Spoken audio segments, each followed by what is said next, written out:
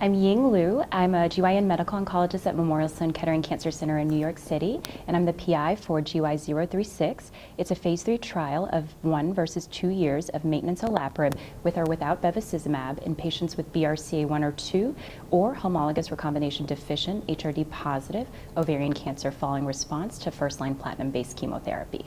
So this is a very important non-inferiority study that's answering a question about de-escalation of maintenance PARP inhibitor therapy in the front line. So this is a study that's going to take patients with stage 3 or 4 ovarian cancer who have had surgery, so either primary or interval, and who have had a response to platinum-based chemotherapy and who have a germline or somatic BRCA1 mutation or 2 mutation or an HRD positive tumor.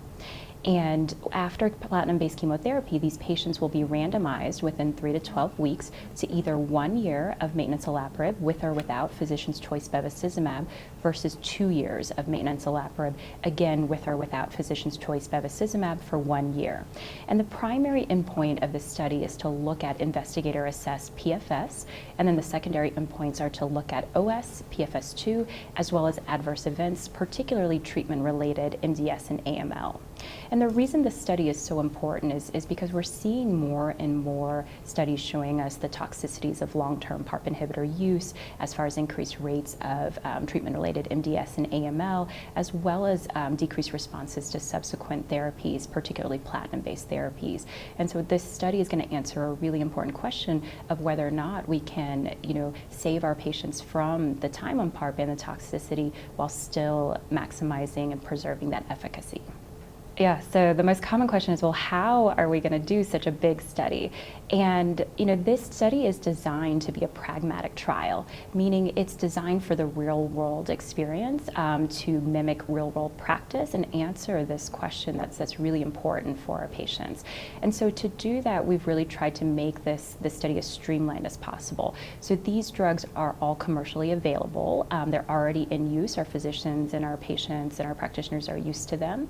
We are allowing physicians' choice bevacizumab to take advantage of different practice patterns all around the world.